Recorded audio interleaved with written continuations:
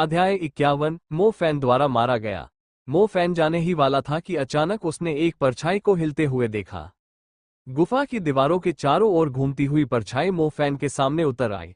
इसके बाद मो फैन ने एक सुडौल, नाजुक शरीर वाली महिला को धीरे धीरे गुफा से बाहर निकलते देखा। इस अविश्वसनीय दृश्य ने मो फैन को एक निराशाजनक विस्मय का अनुभव कराया। हे भगवान, ये कैसा जादू है! ये तो बहुत बढ़िया है। श्रीमती तांग्यू, मो फैन ने स्पष्ट रूप से इस महिला का सही अंडाकार चेहरा, विलो पत्ती भौहें और दानव फॉक्स आंखें देखी। आप ठीक है? श्रीमती तांग्यू ने प्रसन्नता भरी मुस्कान बिखेरी। मैं ठीक हूँ। श्रीमती तांग्यू ने अपनी नजरें घुमाईं और तुरंत देखा कि वहां एक आत्मा भेड़िया किसी संग्रहकर्ता के नमूने की तरह पिन किया हुआ है। अचानक वो खुद को शांत नहीं रख पाई। ये है, श्रीमती तांग्यू ने चौंकते हुए कहा। तुमने एक राक्षसी शिष्य को पाला है। आत्मा भेड़िए को उसी ने मारा था, झानकोंग ने उससे कहा। श्रीमती तांग्यू को इतना सदमा लगा कि उन्होंने अपना मुंह खोल दिया और उनकी निगाहें मो फैन पर टिक गईं। मो फैन को सभी की नजरों से शर्मिंदगी महसूस हुई। खांसते हुए उन्होंने कहा, चलो पहले लोगों को बचाते हैं, चलो उन्हें बचाते हैं। पहाड़ी दर्रे के बाहर म्यू बाय, जू झाओटिंग, झाओ कुंसन, झांग शुहुआ और हेयू सभी स्पष्ट सोच वाले थे। बाकी छात्र भी धीरे धीरे होश में आ गए। हर कोई शरणार्थियों की तरह तालाब के पास इकट्ठा हो गया। उनके शरीर भी कांप रहे थे। कुछ ही देर बाद झानकोंग और श्रीमती तांग्यू मो फैन को गुफा से बाहर ले जाते हैं। जब सभी ने देखा कि मो फैन वास्तव में अभी भी जीवित है, तो उनके चेहरों पर ऐसा भाव प्रकट हुआ जैसे उन्होंने कोई भूत देख लिया हो। उन्होंने मो फैन और झांग शियाओहो को स्पिरिट वुल्फ को गुफा में ले जाते हुए देखा था। उस स्थिति में अगर उनके पास 100 जिंदगियां भी होती तो भी स्पिरिट वुल्फ उन्हें टुकड़े टुकड़े कर देता। मो फैन, तुम लोग नहीं मरे। हे यू को आखिरकार होश आ गया। झांग शियाओहो और मो फैन को जिंदा देखकर उसकी आंखों से आंसू बहने लगे। उन दोनों को सुरक्षित और स्वस्थ देखकर कक्षा अध्यक्ष झाओमिन की आंखें भी लाल होने लगीं। अगर मो फैन और झांग शियाओहो ने स्पिरिट वुल्फ को गुफा में न फुसलाया होता तो पता नहीं कितने लोगों की जान चली जाती। इसे आप चाहे जैसे भी कहें, उन्होंने ही तो सबको बचाया था। जिन लड़कियों के शरीर पर जख्म थे वे भी रोने लगी। वे हमेशा से स्कूल जैसी सहज और आरामदायक जगह पर रही थीं। उन्होंने ऐसी स्थिति का कभी अनुभव नहीं किया था। पुरुष छात्र या तो जमीन पर लेटे हुए हवा में शून्य दृष्टि से देख रहे थे, या दो नायकों मो फैन और झांग शियाओहो पर खुशी मना रहे थे। शुरू में उन्हें लगता था कि जब तक उनके पास जादू है वे कुछ भी कर सकते हैं। स्कूल में उन्हें घमंड और अहंकार भी महसूस होता था। आखिरकार जब उनका सामना सचमुच एक जादुई जानवर से हुआ तो वे अपना जादू भी नहीं चला पाए। अगर मो फैन और झांग शियाओहो ने स्पिरिट वुल्फ को बहकाया ना होता तो परिणाम इतने असहनीय होते कि उनकी कल्पना भी नहीं की जा सकती। ओह ठीक है, वे भेड़िए के पंजे से कैसे बच निकले, और अब एक आंख वाला जादुई भेड़िया कहाँ है? वांग सानपांग और जू झाओटिंग ने पूछा। क्या तुम्हें ये पूछने की जरूरत भी है? एक आंख वाले जादुई भेड़िए को मुख्य प्रशिक्षक ने जरूर मार डाला है। झानकोंग का आगमन बिल्कुल सही समय पर हुआ। अगर वो 1 सेकंड भी देर से आता तो वे पहले ही खा लिए गए होते, झाओ कुनसान ने घोषणा की। मुख्य प्रशिक्षक ने झाओ कुनसान की ओर देखा जो टिप्पणी कर रहा था। उसे लगा कि यह मजाक है। वे दोनों छात्र थे, फिर भी उनके बीच का अंतर अस्वाभाविक रूप से बहुत ज्यादा था। चूंकि हर किसी की जान को खतरा नहीं है, इसलिए मुझे कुछ बातें कहनी है, मुख्य प्रशिक्षक झानकोंग ने ऊंची आवाज में कहा, ताकि सभी सुन सकें। सब लोग पहाड़ी दर्रे के बाहर बैठे थे। शिक्षक छात्रों को उनके जख्मों पर पट्टी बांधने में मदद कर रहे थे और छात्र एक दूसरे की चोटें साफ करने में मदद कर रहे थे। इस इनाम को पूरा करने की प्रक्रिया में हम वास्तव में पूरे समय आप पर नजर रख रहे हैं। इसके अलावा हम उन छात्रों को ग्रेड देंगे जिन्होंने अच्छा प्रदर्शन किया है, जिनमें झांग शियाओहो, झाओमिन, मु बाय, ली यूमिंग शामिल है, झानकोंग ने आगे कहा। इन शब्दों से छात्रों में तुरंत खलबली मच गई। शिक्षक प्रैक्टिकल के दौरान छात्रों पर ध्यान दे रहे थे। बहुत से छात्र ऐसे भी थे जिन्हें अच्छा प्रदर्शन न कर पाने का पछतावा होने लगा था। फिर जब जादुई जानवर प्रकट हुआ, तुम लोग क्यों नहीं आए? क्या तुम लोग हमारे मरने के बाद प्रकट होने वाले थे? मो बाय ने नाराजगी से पूछा। सच कहूं तो जादुई जानवर ने उसे लगभग मार ही डाला था। अगर यह आत्मा भेड़िया सचमुच तुम्हें मारना चाहता तो तुम पहले ही मर चुके होते, खासकर तुम। झानकोंग ने ठंडी सांस ली। मो बाय ने पहले वाले दृश्य को याद करते हुए अपनी भौहें सिकोड़ ली। सच में अगर आत्मा भेड़िया सचमुच अपने अगले पैर से नीचे गिर गया होता तो उसकी नन्ही जान पहले ही खत्म हो गई होती। रुको, मुख्य प्रशिक्षक, आपने क्या कहा था कि वह जादुई जानवर क्या था? एक आत्मा भेड़िया, जोमिन ने जल्दी से पूछा, जैसे ही उसे अचानक कुछ एहसास हुआ। यह सही है, वो एक आंख वाला जादुई भेड़िया नहीं था, वो एक आत्मा भेड़िया था। यह एक बुलाया हुआ जानवर है, झानकोंग ने आगे कहा। मुझे सबको समझा दो। इस बार इनाम का प्रैक्टिकल असल में हमने और प्रशिक्षकों ने मिलकर आयोजित किया था। यहाँ तक कि बुलाया गया जानवर भी असल में इसी प्रशिक्षक बाय यांग का है।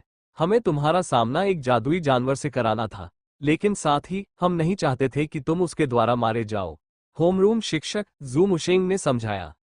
जब ये कहा जा रहा था तो सभी छात्र राहत की सांस लेकर रोने लगे। तो यह असल में एक अभ्यास था, इसे इतना वास्तविक क्यों होना चाहिए था? उन्हें सचमुच लगता था कि वे सचमुच मरने वाले हैं। इसके अलावा स्पिरिट वुल्फ की युद्ध क्षमता बहुत डरावनी थी। उनमें से बहुत से जादू का इस्तेमाल कर रहे थे, फिर भी स्पिरिट वुल्फ के सामने वो बेअसर था। मैं बस सोच रहा था कि मो फैन और झांग शियाओ हो इससे कैसे बच गए। ऐसा लगता है कि यह एक बुलाया हुआ जानवर था, झाओ कुनसन ने तिरस्कार के साथ कहा। ये गलत है। सच तो यह है कि अभी अभी कुछ ऐसा हुआ जो हमारी उम्मीदों से बढ़कर था। ये स्पिरिट वुल्फ अचानक बेकाबू हो गया। अब उसने समनकर्ता बाय यान के आदेशों की परवाह नहीं की। जब हमने सोचा कि स्पिरिट वुल्फ तुम सबका कत्लेआम करने वाला है, मो फैन और झांग शियाओहो ने उसे फुसलाकर गुफा में ले गए। इस तरह तुम दोनों की जान असल में उन दोनों ने बचाई, झांग जियानगुओ ने कहा। हे भगवान, तो हम सचमुच भाग्यशाली है, झांग येंगलू चिल्लाए बिना नहीं रह सकी। वाह, क्या ही खुशकिस्मती है कि मो फैन और झांग शियाहो ने ही हमें बचाया। इन दोनों भाइयों, अगर भविष्य में कुछ भी हो तो मुझे आदेश देने में संकोच न करें। मैं किसी भी हालत में उसे अस्वीकार नहीं करूंगा। हम आपकी बहादुरी के लिए आभारी हैं। अब से आप हमारे सबसे बड़े भाई होंगे। वांग सानपांग और शू झाओटिंग दोस्त थे और बहुत घमंडी और अहंकारी भी। हालांकि अब वे दोनों मो फैन और झांग शियाओहो का आभार व्यक्त कर रहे थे। मो बाई और झाओ कुनसान बस पीले चेहरे लिए खड़े थे। वे कैसे मान लेते कि उनके सबसे तिरस्कृत व्यक्ति ने ही उनकी नन्ही जानों को बचाया था? गुरुजी, आपको इस गुफा पर ज्यादा ध्यान देना चाहिए। अगर वो उन्मत्त जानवर बाहर निकल आया तो, झोमिन ने उन्हें याद दिलाया। चिंता मत करो, बुलाया गया जानवर पहले ही मर चुका है, श्रीमती तांग्यू ने कहा। इसे मो फैन ने मारा था, झानकोंग ने सहमति में सिर हिलाया। ओह, जब तक यह मर चुका है, इस तरह का उन्मत्त जानवर। रुको, मुख्य प्रशिक्षक, आपने अभी क्या कहा? वांग सानपान को तुरंत होश नहीं आया। उसने आंखें खोली और फिर पूछा। अध्याय 52, जादुई उपकरण, अस्थि दरांती ढाल। मुख्य प्रशिक्षक भी मुस्कुराने की कोशिश कर रहा था। बेवकूफ, बुलाए गए जानवर को मो फैन ने मार डाला। जू मुशेंग, झांग जियानगुओ, लुओ युनबो, बाय यान, प्रशिक्षक और शिक्षक सभी आश्चर्यचकित थे। इस पर सबसे तीखी प्रतिक्रिया स्वाभाविक रूप से समनकर्ता बाय यान की थी। उसने इस मुश्किल से दूसरे साल के हाई स्कूल के छात्र को ऐसे देखा जैसे उसकी ठुड्डी जमीन पर गिर गई हो। मेरे आत्मा भेड़िया को आपने मार डाला? बाय यांग ने बिना विश्वास के पूछा। मो फैन ने सिर हिलाया। एक पल के लिए बाय यांग की अभिव्यक्ति बेहद अजीब हो गई। कोई भी बता सकता था कि इस समनकर्ता का दिल टूट गया था। एक शानदार स्पिरिट वुल्फ को उसके पहले प्रैक्टिकल में भाग लेने वाले एक छात्र ने अकेले ही मार डाला। शीट, अगर उसे पता होता कि नतीजा यही होगा, तो बाय यान को यकीन हो जाता कि स्पिरिट वुल्फ खरगोश जितना ही बेवकूफ है, अकेले ही पत्थर मार रहा है। स्पिरिट वुल्फ के अभिमान के लिए यह बहुत अपमानजनक था। प्रशिक्षक बाय यान का हौसला टूट चुका था। शायद अगर उन्हें कोई पेपर लिखना भी पड़े तो भी वे शांत नहीं हो पाएंगे। बहुत बड़ी बर्बादी, उसके जीवन में इससे अधिक व्यर्थ कुछ भी नहीं होगा। स्पिरिट वुल्फ को अंततः काबू करने में एक स्क्वाड्रन को लगभग 2 महीने लगे और अपार संसाधनों व जनशक्ति की आवश्यकता पड़ी। हालांकि उसे एक दूसरे वर्ष के हाई स्कूल के छात्र ने मार डाला। ये प्रशिक्षक ये कैसे सहन कर सकते थे? प्रत्येक छात्र अधिकाधिक अचंभित होता जा रहा था। वे इस बात पर बहुत स्पष्ट थे कि यह स्पिरिट वुल्फ कितना असामान्य था। वे जानते थे कि यह एक तरफा नरसंहार होगा। हालांकि मो फैन भी उनके जैसा ही था, हाई स्कूल का दूसरे साल का छात्र। उसने स्पिरिट वुल्फ को मारने के लिए अपनी शक्तियों पर भरोसा किया। घुटने टेको, सचमुच घुटने टेकने पड़ेंगे। दूसरी बात, मैं तुम्हें एक अच्छी खबर सुनाता हूं। मो फैन के इस असंभव मिशन को पूरा करने की वजह से तुम सभी एलीट क्लास के छात्रों को ग्रेड ए मिलेगा, मुख्य प्रशिक्षक झानकोंग ने सभी छात्रों से कहा। वास्तव में भगवान का शुक्र है, अगर मुझे ए ग्रेड मिला तो मैं निश्चित रूप से एक अच्छे मैजिक विश्वविद्यालय में प्रवेश पा सकूंगा। मो फैन, तुम सचमुच मेरे सबसे बड़े उपकारकर्ता हो। जब मैं अमीर हो जाऊंगा तो तुम्हारा एहसान जरूर चुकाऊंगा। मो फैन, क्या आपकी कोई गर्लफ्रेंड है? एक लड़की जिसे उसने बचाया था ने शर्माते हुए फुसफुसाते हुए पूछा। मो फैन, क्या तुम्हें बॉयफ्रेंड की जरूरत है? एक पल में मो फैन हर किसी का हीरो बन गया। आखिरकार उन्होंने न केवल सभी की जान बचाई, बल्कि उन्होंने ये भी संभव किया कि सभी को अत्यंत महत्वपूर्ण प्रायोगिक परीक्षाओं में ग्रेड ए प्राप्त हो। झाओ कुनसान कुछ और व्यंग्यात्मक टिप्पणियां करने ही वाला था, लेकिन उसे चारों ओर से शैतानी निगाहों ने घेर लिया। उसने उन शब्दों को गहरी सांसों में गटक लिया। मोबाई का चेहरा अभी भी बेहद बदसूरत था। वो जादू का इस्तेमाल करने वाला पहला व्यक्ति था। हालांकि वह बेअसर रहा। फिर स्पिरिट वुल्फ ने उसे बेहोश कर दिया। अंत में मो फैन ने उसकी लाइमलाइट छीन ली।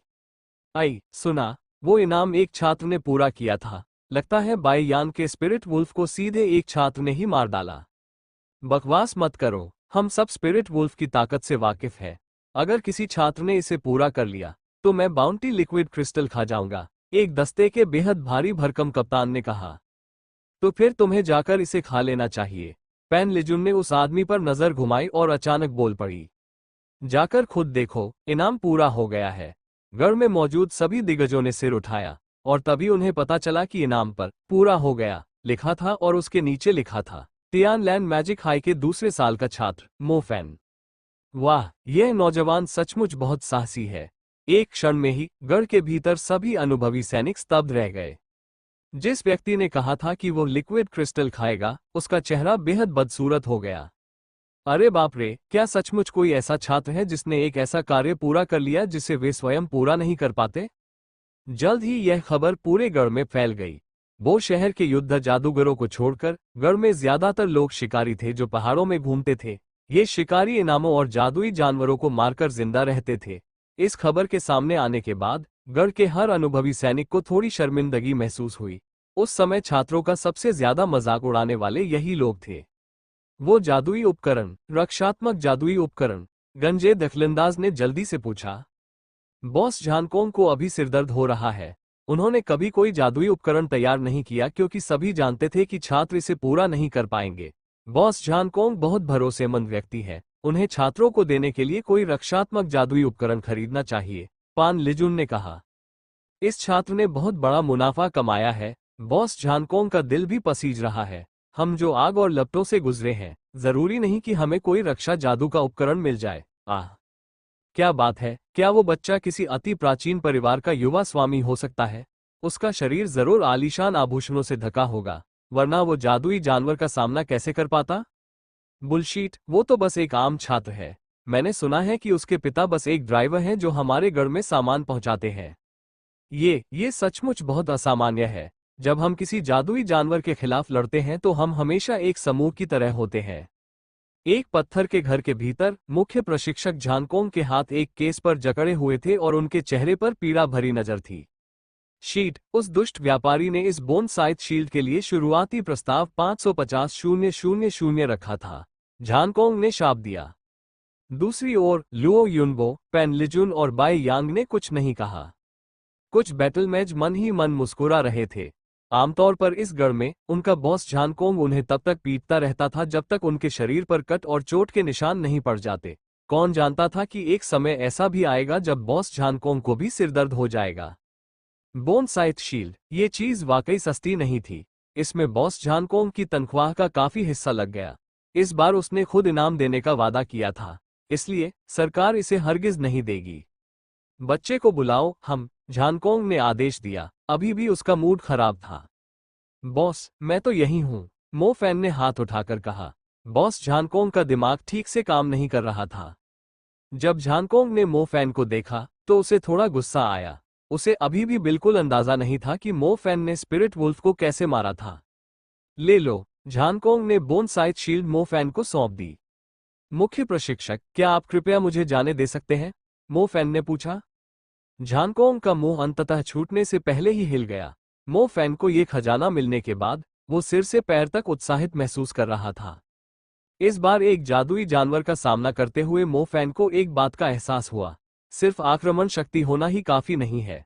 कोई भी जादूगर जो सिर्फ आक्रमण करना जानता हो, जादुई जानवर के एक ही वार में उसे मार गिराएगा। हालांकि यदि आपके पास कुछ रक्षात्मक जादू उपकरण होते तो यह वास्तव में एक खजाना होता। इस दौरान की उसने एक भी रक्षात्मक जादू मंत्र नहीं सीखा था। बच्चे, अगर स्नातक होने के बाद तुम्हें कोई उपयुक्त नौकरी नहीं मिलती है तो तुम यहां आकर मुझे रिपोर्ट कर सकते हो, झानकोंग ने खुद को एक सज्जन व्यक्ति के रूप में पेश करने की कोशिश करते हुए कहा। भले ही उसका दिल अनिच्छुक था, लेकिन झानकोंग के पास इस युवा के साहस और त्वरित सोच की प्रशंसा करने के अलावा कोई विकल्प नहीं था। इतने सारे जादूगरों के एक जादुई जानवर से हारने का कारण उनकी सोच थी। उन्हें समझ नहीं आ रहा था कि अपने सीमित जादुई मंत्रों का सही इस्तेमाल कैसे करें। दरअसल प्राथमिक जादूगर के स्तर पर सभी जादूगरों के पास केवल एक ही कौशल हो सकता था, लेकिन एक ही मंत्र का इस्तेमाल करने के कई तरीके थे। इस बच्चे ने जादू का असली सार पहले ही समझ लिया था, जिसे कई अनुभवी जादूगर अभी तक पूरी तरह से नहीं समझ पाए थे। अध्याय 53, धन कमाएं, खेती करें और तानग्यू से विवाह करें। छोड़ो, मैं किसी अच्छी यूनिवर्सिटी में दाखिला ले लूंगा। मैंने सुना है कि जादू का उच्च स्तर भी सिर्फ यूनिवर्सिटी में ही पढ़ाया जाता है, मो फैन ने कहा। जब मुख्य प्रशिक्षक ने ये सुना तो उन्हें गुस्सा आया। धूर्त बच्चे, ये प्रशिक्षक तुम्हें हमारी सेना में आमंत्रित कर रहा है। ये तुम्हारा सौभाग्य है, तुम वास्तव में मुझे अस्वीकार करने का साहस कर रहे हो। चीजें ले लो और जाओ, मुझे फिर कभी न मिलने दो, झानकोंग ने गुर्राते हुए कहा। उसका मूड और भी खराब हो गया। ओह ठीक है, क्या गुफा की रखवाली करने वाला केवल एक ही आत्मा भेड़िया था? जैसे ही मो फैन इसे ले गया, उसे कुछ याद आया और उसने पूछा, एक ही है, अगर और होते तो तुम तो पहले ही उनका खाना बन चुके होते। क्यों, क्या तुम्हें अब भी कोई शक है? झानकोंग ने कहा। और कुछ नहीं, मैं बस पूछना चाहता था। मो फैन ने सिर हिलाया और प्रशिक्षक बाय यान की ओर देखा। आपका स्पिरिट वुल्फ जरूर पी सकता है। बाय यान को संदेह हुआ, लेकिन उसने परवाह नहीं की। जल्दी करो और जाओ, झानकोंग ने अधीरता से कहा। मो फैन को बैरक से बाहर निकाल दिया गया, लेकिन वो फुसफुसाए बिना नहीं रह सका। यह उन्नत जादूगर सिर्फ इसलिए नाराज हो गया क्योंकि उसने एक जादुई उपकरण दे दिया था। इस समय बोन साइट शील्ड मो फैन के हाथों में थी। बोन साइट शील्ड ने मो फैन की पूरी हथेली को लगभग ढक लिया था। मो फैन, जो जादुई उपकरणों के बारे में कुछ नहीं जानता था, इस पल हैरान था। क्या सिर्फ मेरी हथेली को ढकने वाली कोई चीज किसी जादुई जानवर के हमले का सामना कर सकती है? क्या वे सचमुच सोचते हैं कि सभी जादुई जानवरों में सिर्फ कैप्टन अमेरिका की ढाल को ही मारने की सनक होती है? कुछ शोध के बाद मो फैन को अंततः समझ में आ गया कि बोन साइट शील्ड का उपयोग कैसे किया जाए। जब कोई जादूगर अपने इरादे का उपयोग करके अस्थि साइट शील्ड में प्रवेश करता है, तो शील्ड स्वचालित रूप से जादूगर की आत्मा के साथ जुड़ जाती है और जादूगर की आत्मा की दुनिया में जादुई उपकरण की छाप छोड़ जाती है। छाप बनने के बाद हथेली के आकार की ढाल तुरंत जादूगर के शरीर के अंदरूनी हिस्से में समाहित हो जाएगी। जब जादूगर छाप को प्रसारित करने के लिए अपने इरादे का इस्तेमाल करेगा, तो जादुई उपकरण तुरंत उपयोगकर्ता के सामने प्रकट हो जाएगा। इस समय जो ढाल दिखाई देगी वह हथेली के आकार की नहीं, बल्कि एक आदमी के आकार की ढाल बन जाएगी। तब स्पिरिट वुल्फ के उड़ने वाले पत्थरों के कौशल जैसे प्रभाव उसे नुकसान नहीं पहुंचा पाएंगे। इस चीज की इतनी ज्यादा कीमत कोई आश्चर्य की बात नहीं है। अगर स्पिरिट वुल्फ से मुकाबला करते वक्त मेरे पास ये बोन साइट शील्ड होती, तो मैं इसके पीछे से आराम से जादू का इस्तेमाल कर सकता था। मो फैन ने अपने सामने रखी बड़ी समचतुर भुजाकार बोन साइट शील्ड को देखा, जिस पर दरांती का पैटर्न था। वो मुस्कुराए बिना नहीं रह सका। इस जादुई उपकरण के साथ उसके पास म्यू परिवार के युआन के खिलाफ द्वंद्व युद्ध करने के लिए कुछ संसाधन होंगे। इसकी बात करें तो मेरे पास बिजली और अग्नि दोनों तत्व है। हालांकि बिजली का प्रहार और अग्नि का विस्फोट बहुत उपयोगी है, फिर भी जब मैं किसी जादुई जानवर के खिलाफ हूं, तो उनमें अपेक्षित युद्ध कौशल नहीं है। मो फैन इस दुविधा पर विचार करने से खुद को रोक नहीं पाया। इस बार स्पिरिट वुल्फ को मार पाना वाकई बहुत बड़ी खुशकिस्मती की बात थी। अगर मो फैन की चकाचौंध भरी रोशनी गुफा के गहरे हिस्से में स्टैलेक्टाइट्स, झांग शियाओहो की विंड ट्रेल या छात्रों के एक साथ हमले को न देख पाती, तो स्पिरिट वुल्फ उसे पल भर में ही टुकड़े टुकड़े कर देता। अगर ये सब न होते, तो इस बार वह आसानी से इनाम कैसे पूरा कर पाता? मुझे पवनपथ और पृथ्वी तरंग जैसा कोई मंत्र सीखना होगा जिससे मैं तेजी से आगे बढ़ सकूं और अपनी स्थिति भी तेजी से बदल सकूं। वरना मेरी धीमी गति के कारण मैं अपना तारापथ पूरा करने से पहले ही किसी जादुई जानवर द्वारा मार डाला जा सकता हूं। इस बार लड़ाई से गुजरने के बाद मो फैन को अंततः पता चला कि रक्षात्मक मंत्र और आंदोलन मंत्र कितना महत्वपूर्ण था। प्राथमिक स्तरों में केवल जल तत्व के पास ही रक्षात्मक मंत्र था। स्कूल में सभी को जल तत्व का कोई खास महत्व नहीं लगता था। हालांकि वास्तव में जादुई जानवर से लड़ने में जल तत्व ही सभी का हितैषी होता था। मेरे हाथों में एक अस्थि कटाक्ष ढाल है। इसे रक्षा मंत्र कहना मुश्किल है, इसलिए अगली बार जब मैं जागूं तो मुझे किसी गति प्रकार के तत्व जैसे वायु तत्व या फिर श्रीमती टेंग्यू जैसे किसी शानदार मंत्र पर विचार करना चाहिए जो आपको परछाइयों में से गुजरने की अनुमति देता है। पवन तत्व का मुख्य मंत्र पवन पथ वास्तविक युद्ध में वाकई बहुत उपयोगी था। अगर आप किसी जादुई जानवर के हमले से बच नहीं सकते तो आपके पास अपना जादू इस्तेमाल करने के लिए पर्याप्त समय भी नहीं बचता। पवन तत्व वास्तव में एक अच्छा विकल्प था, लेकिन मो फैन का मानना था कि छाया तत्व उसके लिए और भी बेहतर होगा।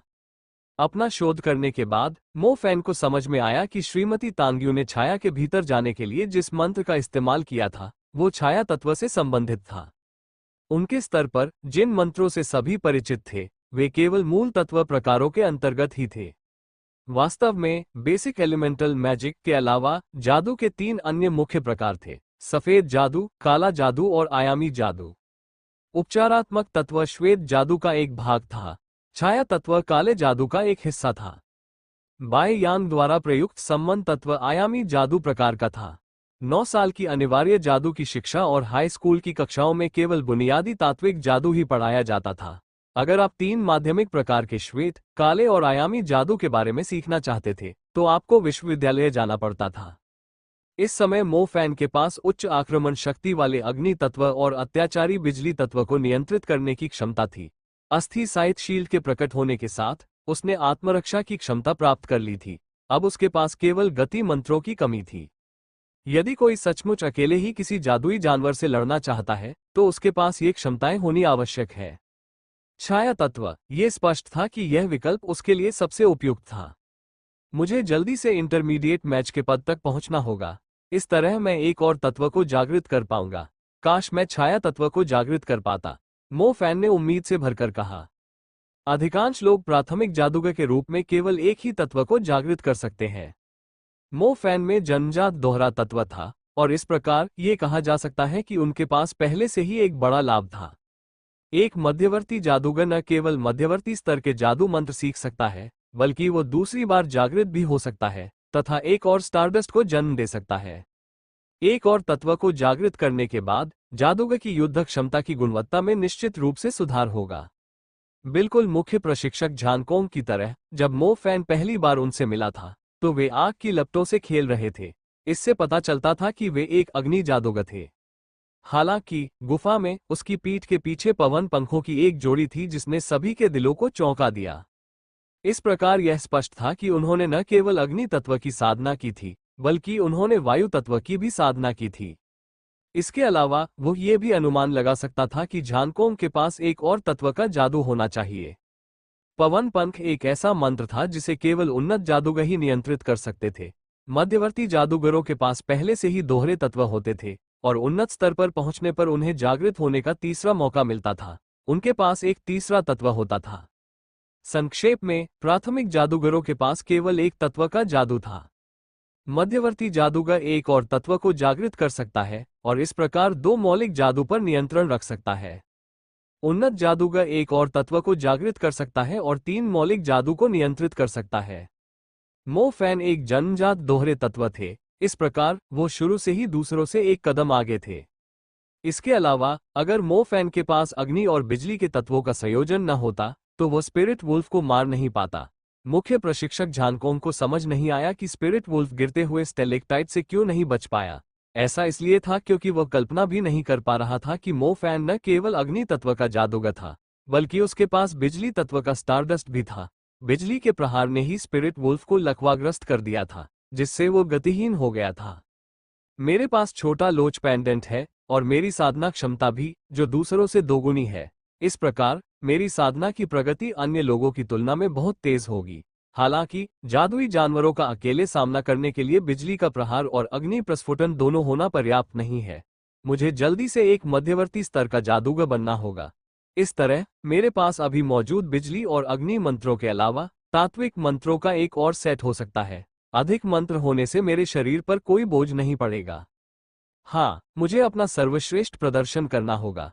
कक्षा 8 के लड़कों का नारा फिर कैसे चला? ठीक है, पैसा कमाओ, खेती करो और तांगियों से शादी करो। अध्याय 54 दुर्लभ बिजली जादूगर। उनकी खेती की गति अभी भी पर्याप्त तेज नहीं थी। भले ही मो फैन के पास दूसरे लोगों से दुगना साधना समय हो और स्टारडस्ट मैजिक टूल से 20% बफ भी हो, फिर भी समय उसकी दो रखेलो यानी स्टारडस्ट के बीच बटना ही होगा। इस तरह वो उस मूर्ख मोबाइल से बस थोड़ा ही तेज होगा। यदि वो दूसरों के सामने अपने लाइटनिंग तत्व की क्षमता को आसानी से उजागर नहीं करना चाहता था, तो वह प्राचीन म्यू परिवार और उनके नकद खिलाड़ियों के खिलाफ खेलने के लिए उस छोटे से लाभ पर भरोसा नहीं कर पाएगा। प्रश्न ये है कि वह अपनी ताकत को अधिकतम कैसे बढ़ा सकेगा? जैसे ही उन्होंने बायडू को उत्तर देने का निर्णय लिया, तो उसमें केवल इतना लिखा था, एक स्टारडस्ट मैजिक टूल खरीदें। यह उत्तर मूलतः बहुत मूर्खतापूर्ण था। चलिए, बकवास न करें। स्टारडस्ट मैजिक टूल स्वाभाविक रूप से उसकी साधना बढ़ाने का सबसे अच्छा साधन था। सवाल ये था कि क्या स्टारडस्ट मैजिक टूल ऐसी चीज थी जिसे कोई खरीद सकता था? हालांकि मो फैन के दृष्टिकोण से स्टारडस्ट मैजिक टूल के अलावा कोई अन्य अच्छा तरीका नहीं था। क्या होगा अगर मैं छोटे लोच पेंडेंट को स्पिरिट रैंक में अपग्रेड कर दूं जैसा कि म्यू निंगस्यू ने पहना है? एक सामान्य श्रेणी का स्टारडस्ट मैजिक टूल साधना को केवल 20% तक बढ़ा सकता है। अगर मैं इसे स्पिरिट श्रेणी में अपग्रेड करूं, तो यह 40% की वृद्धि होगी। इस तरह अगर मैं बिजली और अग्नि दोनों तत्वों का अभ्यास भी करूं, तब भी मैं ज्यादातर लोगों से बहुत तेज रहूंगा। म्यू निंगज्यू का शुरुआती बिंदु मेरे मुकाबले बहुत ज्यादा ऊंचा था। चूंकि वह साम्राज्य द्वारा जल्दी भर्ती हो गई थी, इसलिए यह अपने आप में इस बात का प्रमाण था कि उसकी शक्ति मेरी शक्ति से ज्यादा है और संभवतः विश्वविद्यालयों की आवश्यकता तक पहुंच गई है। अगर मैं अभी भी इसी तरह धीरे धीरे साधना करता रहा, तो देर सवेर प्राचीन म्यू परिवार मुझे मार डालेगा। मो फैन को इस तरह का दुश्मन बनाने का कोई पछतावा नहीं था। दुश्मन के अत्याचार के कारण ही वह अपनी शक्ति बढ़ाने के सभी विकल्पों का इस्तेमाल कर पाया था। वर्तमान में एकमात्र चीज जो उसकी ताकत को तेजी से बढ़ा सकती थी, वह थी स्टारडस्ट मैजिक टूल। श्रीमती टेंग्यू ने पहले भी इसका जिक्र किया है। जादुई जानवरों के मरने के बाद उनकी आत्माओं को अवशोषित करके लिटिल लोच पेंडेंट को उन्नत किया जा सकता था। इसका मतलब था कि उसे बाहर जाकर जादुई जानवरों का वध करना होगा। अगर उसकी किस्मत अच्छी रही तो कोई आत्मा सचमुच प्रकट हो जाएगी। तब उसका लिटिल लोच पेंडेंट सचमुच स्पिरिट रैंक तक उन्नत हो सकता था। मो फैन जैसे जादूगर के लिए 40% साधना वृद्धि, जिसकी साधना गति पहले से ही अन्य की तुलना में दोगुनी थी, एक रॉकेट की सवारी करने के समान थी। ऐसा लगता है कि यही एकमात्र रास्ता है। चूंकि उसने निर्णय ले लिया है, तो उसे बेशर्मी से ऐसा करना चाहिए। स्वर्ग ने उसे ये लाभ दिया है। अगर वह इसकी उपेक्षा करे तो ये किसी काम का नहीं होगा। प्रैक्टिकल के बाद अभी भी लगभग 1 महीने की गर्मी की छुट्टियां बाकी थीं। मो फैन बिना किसी हिचकिचाहट के हंटर्स यूनियन के हॉल की ओर चल पड़ा। हंटर्स यूनियन हंटर्स स्क्वाड्रनों के भटकते हुए दस्तों द्वारा बनाया गया एक संगठन था। हजारों हंटर जादूगर अपने लिए उपयुक्त मिशनों की तलाश में हंटर्स यूनियन के हॉल में आते थे। मो फैन पहले ही इनसे गुजर चुका था। बाजार में स्पिरिट एसेंस की कीमत 5 मिलियन RMB से ज्यादा थी। जादुई जानवरों की तलाश ही मो फैन के लिए धन प्राप्ति का एकमात्र रास्ता था। ये कहना मुश्किल था कि वह सचमुच पहले ये 50 लाख युआन इकट्ठा कर पाएगा या नहीं। कम से कम आत्मा के अवशेष और आत्मा का सार तो जादुई जानवर को मारकर ही मिल सकता था। अब उसके पास यही एकमात्र रास्ता था, एक जादुई जानवर को अकेले मारना। मो फैन ने तुरंत सिर हिलाकर इस विचार को अस्वीकार कर दिया। उसके पास अकेले किसी जादुई जानवर को मारने की क्षमता नहीं थी। इसलिए अब उसे एक ऐसे हंटर स्क्वाड की तलाश करनी थी जो उसके लिए उपयुक्त हो। हंटर्स यूनियन के लगभग सभी जादूगरों ने अपनी अपनी छोटी छोटी टुकड़ियां बना ली थीं। अकेले किसी जादुई जानवर को मारने वाले जादूगर बहुत कम थे। योजक चिन्ह योजक चिन्ह योजक चिन्ह। शिकारियों का हॉल। लोग आते जाते रहे, ऐसा लगा जैसे ये सर्पिलाकार विशाल हॉल हो और साथ ही नौकरी मेला भी हो। हॉल ऑफ हंटर्स की दीवार पर एक विशाल LCD स्क्रीन लगी थी। उस पर नए मिशनों के साथ साथ उनके इनामों की भी घोषणा की जा रही थी।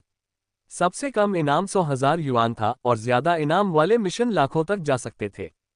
मो फैन ने मिलियन लेवल मिशन को देखा, उसकी लार लगभग उसके मुंह से बह रही थी। इस प्रकार के 5 मिशन पूरे करने पर वह अपने लिटिल लोच पेंडेंट को एक स्तर तक उन्नत करने के लिए सोल एसेंस खरीदने में सक्षम हो जाएगा।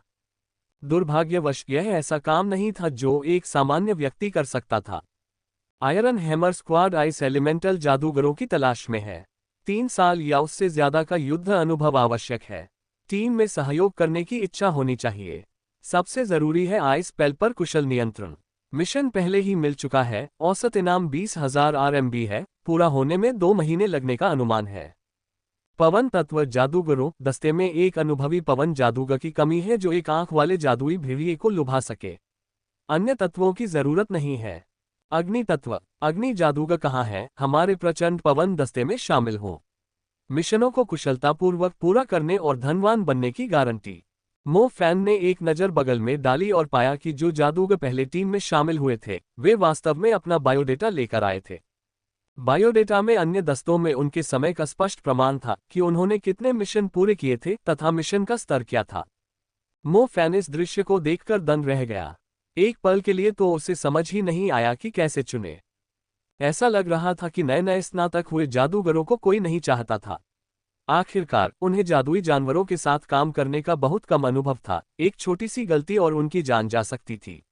ऐसे जादूगरों को रखने की हिम्मत कौन करेगा जिन्होंने अभी अभी स्नातक किया है? जबकि मो फैन ने अभी तक स्नातक भी नहीं किया था। वह एक छात्र था जिसने अभी अभी हाई स्कूल के दूसरे वर्ष में प्रवेश किया था। एक मैजिक स्टूडेंट को लाना एक झंझट था और असल में अपने साथियों के साथ धोखा था। प्रैक्टिकल्स में बिताए समय को देखते हुए वह समझ गया था कि उसके लिए एक उपयुक्त टीम ढूंढना बहुत मुश्किल होगा। शीट एक जादूगर होने के लिए वास्तव में योग्यता की आवश्यकता होती है। इस विशेष वर्ष मो फैन मदद नहीं कर सका लेकिन शाप दे दिया। जैसे ही मो फैन ने गालियां देनी समाप्त की एक आदमी तेजी से मो फैन के पास से भागा और भी गालियां देते हुए मो फैन से टकरा गया।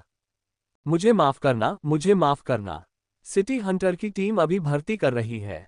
मुझे जाकर कोशिश करनी है। आपसे टकराने के लिए माफ करना।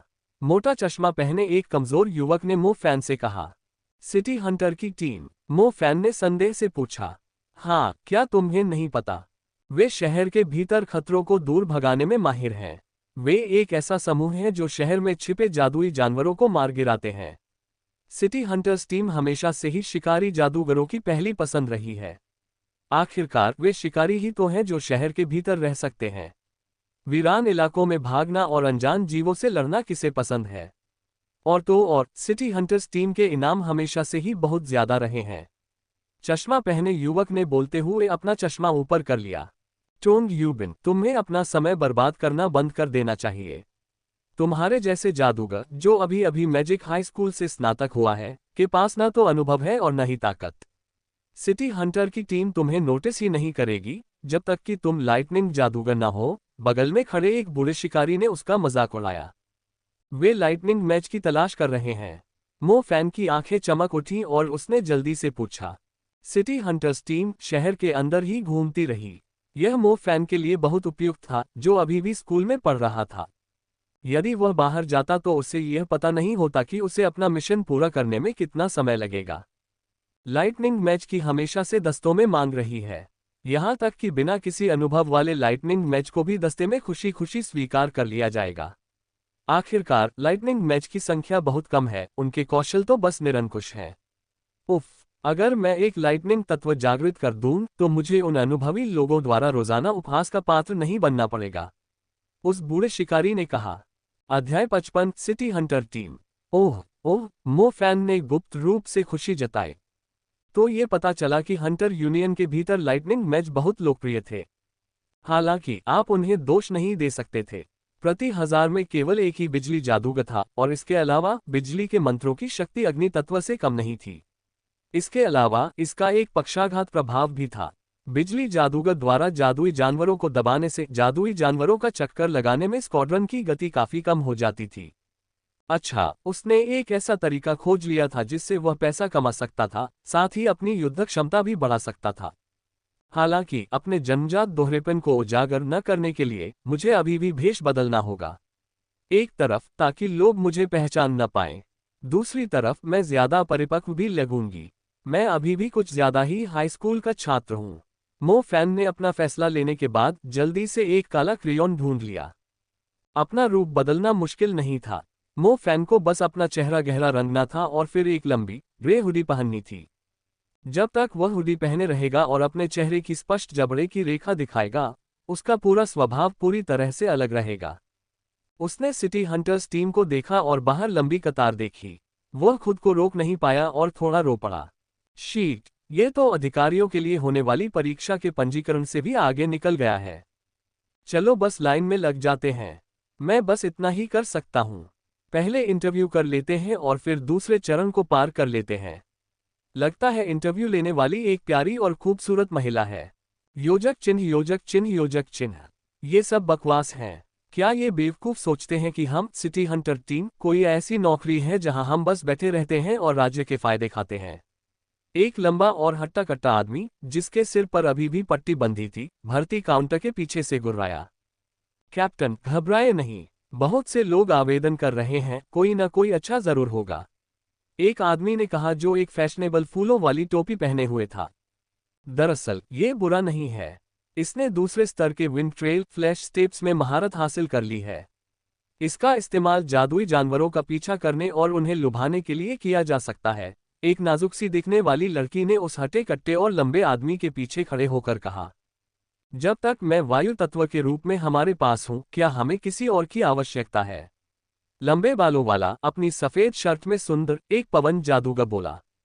ये सब तो बस विचार हैं। मैंने अभी तक किसी को भी नहीं देखा जिससे मैं पूरी तरह संतुष्ट हूं। आंखों पर पट्टी बांधे कैप्टन ने कहा। ऐसे में आह चेन के बारे में क्या ख्याल है? यह आदमी बहुत चालाक है। सच तो यह है कि वाकई अद्भुत जादूगरों के अपने निश्चित दस्ते होते हैं। वे यहाँ कम ही आते हैं। मेरे हिसाब से हमें आह चेन को ही चुनना चाहिए। उसकी अग्नि क्षमताएं किसी जादुई जानवर के खिलाफ काफी होनी चाहिए। सुंदर लंबे बालों वाला पवन जादूगर बोला। कैप्टन ने असहाय भाव से अपना सिर हिलाया। ऐसा लगता है कि यही एकमात्र रास्ता है। जैसे ही उसने ये कहना समाप्त किया, वह सुंदर दिखने वाली भर्ती लड़की तेजी से दौड़ी और उसका चेहरा सीधे कैप्टन की छाती से टकरा गया। आह, मुझे माफ करना। भर्ती करने वाली लड़की का गाल लाल हो गया था और उसने जल्दी से माफी मांगी। वहां एक लाइटनिंग मैच हमारी सिटी हंटर टीम में शामिल होने के लिए आवेदन कर रहा है। क्या तुम सच में ऐसा कर रहे हो? लंबा और मजबूत कैप्टन अधिक ऊर्जावान लग रहा था। उसकी आंखें चमक रही थी जब उसने लंबी भर्ती लाइन की दिशा में देखा। अन्य साथियों की आंखें भी चमक उठीं। बिजली जादूगर। उनकी सिटी हंटर टीम वाकई दूसरे दस्तों के मुकाबले ज्यादा लोकप्रिय थी। हालांकि इसका मतलब यह नहीं था कि लाइटनिंग मैच इसमें शामिल होने को तैयार थे। अतीत में लाइटनिंग मैच हमेशा हंटर स्क्वाड्स के मेहमान हुआ करते थे। कुछ ज्यादा एलीट स्क्वाड्स को एक बिल्कुल नए लाइटनिंग मैच को अपने साथ रखने में कोई आपत्ति नहीं होती थी। आप नए लोगों को जरूर तैयार कर सकते थे। हालांकि 1000 में से एक बिजली जादूगर को ढूंढना बेहद मुश्किल था, भले ही आप लालटेन जलाएं। बहुत सारे लाइटनिंग मैच पहले से ही आरक्षित थे और उन्हें किसी बड़े प्राचीन परिवार या संगठन में समाहित करना बहुत आसान था। जंगली लाइटनिंग मैच मिलने की संभावना बहुत कम थी। क्या ये वही है? हट्टा कट्टा कैप्टन थोड़ा अधीर हुआ। वह सीधे पीछे से बाहर चला गया। हाँ कैप्टन, क्या आप व्यक्तिगत रूप से उसका साक्षात्कार करने जा रहे हैं? भर्ती करने वाली लड़की हकलाते हुए बोली। साक्षात्कार? साक्षात्कार के लिए क्या है? हट्टा कट्टा कैप्टन उलझन में पड़कर पीछे मुड़ा। भर्ती करने वाली लड़की और बाकी टीम के साथी हैरान थे। अगर कैप्टन खुद उसका इंटरव्यू नहीं लेने वाला था तो वह वहां दौड़कर क्यों आया? इस समय कैप्टन भर्ती डेस्क की ओर बढ़ता हुआ दिखाई दे रहा था। उसने मो फैन की ओर देखा, जिसका चेहरा कुछ उदास लग रहा था, और फिर पूछा, क्या तुम लाइटनिंग मैच हो? मो फैन ने उस लंबे हटे कट्टे और खूंखार आदमी पर नजर डाली जो धीरे से अपना हाथ उठा रहा था। पल भर में उसकी उंगलियों के बीच से एक विद्युत चाप गुजरा और फिर एक कीड़े की तरह भिनभिनाते हुए मेज पर गिरा और मेजपोश में एक छोटा सा छेद कर दिया। मजबूत कैप्टन का चेहरा खिल उठा। उसने उत्साह से अपना सिर हिलाया। तुम लोगों को अब लाइन में लगने की जरूरत नहीं है। हमें अपना आदमी मिल गया है। हट्टा कट्टा कैप्टन भी दबंग था। उसने सीधे लंबी लाइन की तरफ देखा और चिल्लाकर कहा। जब उसने ये चिल्लाया तो लंबी कतार में खड़े लोग बहुत खुश नहीं हुए। शीट, क्यों? अभी तक तो हमारा इंटरव्यू भी नहीं हुआ। हाँ, मैं सचमुच बहुत ताकतवर हूँ। मैं 4 सेकंड से भी कम समय में जादू कर सकता हूँ। क्या तुम सच में कह रहे हो जादूगर भी भर्ती के लिए पिछले दरवाजे से आते हैं? ये दुनिया बहुत ही अन्यायपूर्ण है। मैं वीरान इलाकों में नहीं रहना चाहता। लोगों के समूह ने अपनी शिकायतें व्यक्त करना शुरू कर दिया। उन्हें इस पद से कुछ उम्मीदें थीं। यदि आप में से कोई भी एक लाइटनिंग मैच है तो ये कप्तान नियमों को तोड़ देगा और आपको भर्ती करेगा। मजबूत कप्तान ने अपने अनुचित रवैये को बनाए रखते हुए चिल्लाया। ये सुनकर सभी लोग दंग रह गए। शीट, लाइटनिंग, क्या तुम सच में कह रहे हो? एक बिजली तत्ववादी यहाँ दौड़कर हमारी आजीविका चुरा लेगा, अब हम कैसे जीवित रहेंगे? अरे, एक लाइटनिंग एलिमेंटलिस्ट इंटरव्यू लेने की क्या बात है? चलो कहीं और चलते हैं। जैसे ही उन्होंने बिजली की आवाज सुनी, सभी लोग पराजित मुर्गे की तरह अपना सिर लटकाने लगे। वे इसमें कुछ नहीं कर सकते थे। बिजली तत्व मूल तत्वों का प्रमुख था, उसका लाभ अतुलनीय था। इन लोगों में अब प्रतिस्पर्धा करने की कोई इच्छा नहीं थी। मो फैन ने पलटकर देखा कि ये लंबी लाइन तुरंत तितर बितर हो गई। वो थोड़ा चौंका। स्कूल में भी उसे पता था कि बिजली तत्व का एक विशेष महत्व है।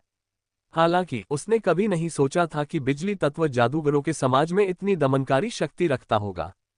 जब उसने इसके बारे में सोचा तो बात समझ में आई। जब वह स्पिरिट वुल्फ का सामना कर रहा था तो असल में निर्णायक मंत्र बिजली के तत्वों का लाइटनिंग स्ट्राइक ही था। यह न सिर्फ जादुई जानवर को घायल कर सकता था बल्कि उसकी मांसपेशियों को भी लकवाग्रस्त कर सकता था। आओ आओ आओ छोटे भाई, हमारी सिटी हंटर टीम में आपका स्वागत है। मैं आपको हमारे सदस्यों से मिलवाता हूँ। ओह, पहले मैं अपना परिचय देता हूँ। मैं सिटी हंटर टीम का कैप्टन शू दाहुआंग, एक अग्नि जादूगर हूँ। हटे कट्टे कैप्टन ने अपना परिचय दिया। नमस्ते, मेरा नाम जियाओके है। मैं एक जल जादूगर हूँ, नाजुक दिखने वाली लड़की ने मीठी मुस्कान के साथ कहा। ली वेनजी, पवन तत्व, सुंदर युवक ने आत्मविश्वास से कहा और अपने सुंदर बालों को पीछे फेंक दिया। मुझे फेशी कहो, मैं एक पृथ्वी तत्ववादी हूँ, फूल टोपी वाले गोल चेहरे वाले आदमी ने मुस्कुराते हुए कहा। मो फैन ने इन जादूगरों को देखा जो निश्चित रूप से उससे कुछ साल बड़े थे। वह थोड़ा स्तब्ध हुआ और आखिरकार अपना परिचय देते हुए बोला, मैं फैन मो हूँ। फैन मो, तुम्हारे खाली बायोडेटा से मुझे पता चल रहा है कि तुम एक नए इंसान हो और अभी तक किसी असली जादुई जानवर से मिले तक नहीं हो। इसलिए मैं तुम्हें एक बात याद दिलाना चाहती हूँ। सिर्फ इसलिए कि तुम एक लाइटनिंग मैच हो, तुम खुद को कमाल मत समझो, अपनी जान का ख्याल रखना। एक खूबसूरत लड़की ने कहा। मो फैन ने इस महिला की ओर देखा, उसे लगा कि वह कुछ हद तक परिचित थी। ओह, यह मेरा उपकप्तान कैटांग आइस एलिमेंट है, कैप्टन जू दाहुआंग ने मुस्कुराते हुए समझाया। कैटांग, शीट, ये वह लड़की है। मो फैन ने आखिरकार इस व्यक्ति को पहचान लिया। ये कैटांग म्यू परिवार से संबंधित थी। ये लड़की हर दिन राजकुमारी जैसी दिखती थी और उससे बातचीत करना मुश्किल था। शीट, मैं हर समय म्यू परिवार के लोगों से कैसे मिलता रहता हूँ। लगता है मुझे जल्दी से किसी अच्छे विश्वविद्यालय में दाखिला लेकर ये शहर छोड़ देना चाहिए। अध्याय 56, लापता लड़की। ठीक है फैन मो, हम आपको बाद में सिटी हंटर्स टीम से संबंधित एक आईडी देंगे, कैप्टन जू दाहुआंग ने कहा। क्या कोई आईडी है? मो फैन ने थोड़ा स्तब्ध होकर कहा। जरूर, फेशी ने मुस्कुराते हुए बताया, इस आईडी में कई विशेषाधिकार हैं। आप अभी वो सिटी में एक प्रवर्तन अधिकारी के बराबर हैं। आप कह रहे हैं कि मैं अब एक सम्माननीय प्रवर्तन अधिकारी बन गया हूं? मो फैन ने अपनी भौहें सिकोड़ते हुए पूछा। हाँ, हम तो बिल्कुल सिटी ऑफिसर हैं। ली वेंजी अचानक हंस पड़े। हंसी बंद होने के बाद ही उन्होंने आगे कहा, बस फर्क इतना है कि हम न तो कानून तोड़ने वालों से निपटते हैं और न ही मुनाफाखोरों से, हम तो रात में होने वाली चीजों से निपटते हैं। वो सिटी का एक सिटी ऑफिसर। मो फैन मुस्कुराए बिना नहीं रह सका। ये पोज उसे बिल्कुल पसंद था। इसमें स्पाइडरमैन, द फ्लैश या आयरन मैन जैसा कुछ था, उस हीरो जैसा जो इस अस्त व्यस्त शहर को बचाने वाला था। साथ ही लड़कियों से फ्लर्ट करते हुए वह रहस्यमय भी लग सकता था। मो फैन जल्दी ही माहौल में घुल मिल गए। सबसे अनुभवी बड़े भाई फेशी ने टीम की मौजूदा स्थिति और उनकी मुख्य जिम्मेदारियों से परिचय कराया। हेलो, क्या तुमने मुझे पहले इसकी सूचना क्यों नहीं दी? ये कैसा वैश्विक मजाक उड़ा रहे हो? ये पुलिस वाले तो बिल्कुल बेकार हैं। जब वे खुशी खुशी बातें कर रहे थे, कैप्टन जू दाहुआंग अपने फोन में दहाड़ उठा। ली वेनजी, चियाओके, फेशी और जो लोग मो फैन से खुशी से बात कर रहे थे, उनके चेहरे के भाव अचानक बदल गए और उनकी निगाहें कैप्टन जू दाहुआंग पर टिक गईं। इस समय फेशी ने अपनी भौहें सिकोड़ते हुए शक्की मो फैन से फुसफुसाते हुए कहा, दरअसल हम तुम्हें ड्रिंक्स पर ले जाना चाहते थे। किसने सोचा था कि जैसे ही तुम हमारे साथ जुड़ेंगे हमें काम मिल जाएगा। अगर हम गलत नहीं हैं तो सबसे ज्यादा संभावना है कि वह मिंगवन गर्ल्स मिडिल स्कूल के कैफेटेरिया का क्वेकिंग डोर हो। कैफेटेरिया का कांपता दरवाजा। मो फैन की आंखें चौड़ी हो गईं। उसने हिलती हुई कारों, हिलते हुए पानी, हिलते हुए खेतों के बारे में तो सुना ही था, लेकिन हिलते हुए दरवाजों के बारे में पहली बार सुन रहा था। तुम शहरी लोग तो मजे करना जानते ही हो। भाई तुम बहुत दुष्ट हो। बात वैसी नहीं है जैसी तुम सोच रहे हो। हर रात स्कूल के कैफेटेरिया में अजीब सी कंपन होती थी। शुरुआत में तो उन्हें लगा कि आधी रात को कोई निर्माण टीम काम कर रही है। बाद में उन्होंने जांच के लिए लोगों को भेजा और रिपोर्ट में कहा गया कि कोई निर्माण टीम नहीं थी, बल्कि मिंगवन गर्ल्स मिडिल स्कूल में एक अजीब कहानी चल रही थी। फेई शे ने मो फैन को फुसफुसाते हुए समझाया। क्या आपने मिंगवन गर्ल्स मिडिल स्कूल कहा? मो फैन को अचानक कुछ एहसास हुआ, इससे पहले कि वह आगे पूछता। हाँ, ये केवल लड़कियों का स्कूल है, यहाँ तक कि शिक्षक भी। उफ, खांसी। फेई शे गंभीर हो गया। मो फैन इसके बारे में कोई कामुक कल्पनाएं नहीं कर पा रहा था। ये शिनशिया ठीक उसी लड़की के स्कूल में थी। याद करते हुए, लगभग 2 महीने पहले जब वो ये शिनशिया से फोन पर बात कर रहा था तो उसने उसे बताया था कि उसका कैफेटेरिया वाकई डरावना है। ठीक है, आइए हम उस समय का उपयोग करें जब छात्र पढ़ाई नहीं कर रहे हों, ताकि समस्या का तुरंत समाधान हो सके, कैप्टन जू दाहुआंग ने कहा। फोन हाथ में रखते ही शू दाहुआंग के चेहरे पर मुस्कान गायब हो गई। ली वेनजी, चियाओके, गुओ कैटांग और फेशी, चारों लोगों की निगाहें अपने कप्तान पर टिकी थीं। एक दुर्घटना हुई है। एक दूसरी लड़की लापता हो गई है, शू दाहुआंग ने शांत स्वर में कहा। सभी की भौहें सिकुड़ गईं। कुछ महीने पहले मिंगवन गर्ल्स मिडिल स्कूल से एक लड़की लापता हो गई थी। स्कूल प्रशासन ये पता नहीं लगा पाया था कि लड़की स्कूल परिसर में ही गायब हुई थी या नहीं, इसलिए इस मामले की जांच पुलिस ने की थी। कई महीने बीत जाने के बाद भी कोई सुराग नहीं मिला था। यह मामला सुबह के अखबारों में छपा था, लेकिन सब जल्दी ही भूल गए। शहर की आबादी कुछ लाख से ज्यादा थी और किसी का गायब हो जाना पुलिस के लिए कोई अजीब बात नहीं थी। शू दाहुआंग और उनकी टीम पहले भी एक बार मिंगवन गर्ल्स मिडिल स्कूल जा चुके थे। हालांकि स्कूल इसे एक बड़ी मुसीबत नहीं बनाना चाहता था, इसलिए वे सिटी हंटर्स को कुछ भी करने नहीं देना चाहते थे जिससे मामला पूरी तरह से सुलझ न पाए। किसे पता था कि आधे साल बाद एक और लड़की लापता हो जाएगी। इस बार वह स्कूल परिसर में ही लापता हो गई थी। स्कूल को अंततः एहसास हुआ कि यह एक बड़ी समस्या थी और उन्होंने तत्काल सिटी हंटर टीम से संपर्क किया। कैप्टन, अगर कोई लापता हो जाए तो क्या उन्हें पुलिस से संपर्क नहीं करना चाहिए? जियाओके ने पूछने के लिए अपना मुंह खोला। इस प्रकाश जादूगर को कुछ ऐसे पैरों के निशान मिले जो इंसानों के नहीं थे, जू दाहुआंग ने गंभीरता से कहा। बाकी सब लोग तुरंत चुप हो गए, सिवाय ली वेनजी के, जो जिंदादिली से भरे हुए लग रहे थे। साफ जाहिर था कि उन्हें काम मिलने की खुशी थी। उन्होंने घटना के एक हफ्ते बाद हमसे संपर्क किया। वे वाकई बेवकूफों का एक समूह है। अगर उन्होंने हमसे तुरंत संपर्क किया होता तो शायद हम लापता लड़की को भी ढूंढ पाते। अब जब इतना समय बीत चुका है तो वह लड़की तो निश्चित रूप से गायब हो चुकी है। कुछ स्कूल ऐसे ही होते हैं। हर कोई बुरी बातें छिपाना चाहता है, लेकिन जब उन्हें एहसास होता है कि वे इसे छिपा नहीं सकते, तभी उन्हें पता चलता है कि यह एक असली समस्या है, गुओ केटांग ने ठंडे स्वर में कहा। जैसे ही मो फैन ने सबको बात करते सुना, उसका दिल जोर जोर से धड़कने लगा। 1 महीने से लापता। ये शिनशिया ने पूरे 1 सप्ताह तक उनसे संपर्क नहीं किया था। मोबाइल खरीदने के पैसे न होने की वजह से मो फैन हमेशा पुराने टेलीफोन बूथ से ये शिनशिया के मोबाइल पर बात करता था। वह हफ्ते में कम से कम एक बार उससे बात करता था। वह अभी अभी प्रैक्टिकल से लौटा था और उसका मन अपनी ताकत बढ़ाने के तरीकों में लगा हुआ था, इसलिए वह ये शिनशिया से बात करना भूल गया। आंटी मोकिन का घर मिंगवन गर्ल्स मिडिल स्कूल के पास था। गर्मी की छुट्टियों में भी ये शिनशिया अपना ज्यादातर समय स्कूल की लाइब्रेरी में ही बिताती थी, क्योंकि शुरू में उसके लिए पैदल चलना बेहद असुविधाजनक था। जैसे जैसे मो फैन इस बारे में सोचता गया, उसका दिल और घबराता गया। उसने तुरंत फेश से एक फोन उधार लिया। आपने जिस नंबर पर कॉल किया है वो उपलब्ध नहीं है। मो फैन का दिल उछल पड़ा। मैं थोड़ी देर में आप लोगों से मिलूंगा। आगे कुछ भी न कहते हुए मो फैन हंटर यूनियन के हॉल से बाहर निकल गया। अरे रुको, खैर मेरा फोन अपने साथ ले जाओ, इस तरह हम तुमसे आसानी से संपर्क कर पाएंगे, फेई शे ने मो फैन की तरफ चिल्लाते हुए कहा। जैसे ही वह चिल्लाया, फेई शे ने अपना फोन दौड़ते हुए मो फैन की ओर फेंक दिया। भाई, जब तुम अपना फोन ऐसे फेंकते हो तो थोड़ा खतरनाक तो नहीं लगता? अगर उस बच्चे ने उसे नहीं पकड़ा तो क्या होगा? चिंता मत करो, ये नोकिया है। ये टूटेगा नहीं। भाई, मेरा मतलब था कि अगर तुमने उसे कुचल कर मार डाला तो क्या होगा? उद्धरण चिन्ह अल्पविराम अल्पविराम उद्धरण चिन्ह। क्या हुआ? तुम्हारा चेहरा अचानक इतना खराब क्यों लग रहा है? कौन जाने, किसी भी तरह हमें अपना काम शुरू कर देना चाहिए। अध्याय 57 खतरा। शरीर के पास से गुजरना। मो फैन को लगा जैसे वो बेसब्री से जल रहा है। इस वक्त वो सचमुच चाहता था कि उसके पास कोई ऐसा मूवमेंट मंत्र हो जिससे वो जल्दी से मिनवुन गर्ल्स मिडिल स्कूल पहुंच सके। धीमी टैक्सी में बैठकर वह अंततः आंटी मोकिन के घर पहुंच गया। मो फैन जब अपनी चाची के घर की ओर भागा तो एक मोड़ पर व्हीलचेयर पर बैठी एक लड़की से टकराते टकराते बचा।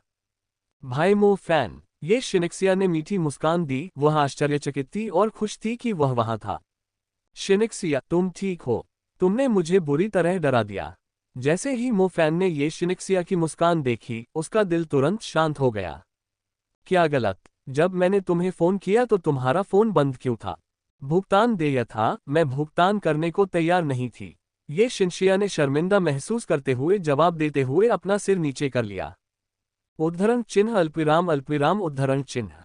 ठीक है, लड़की बस थोड़ा पैसा बचाना चाहती थी।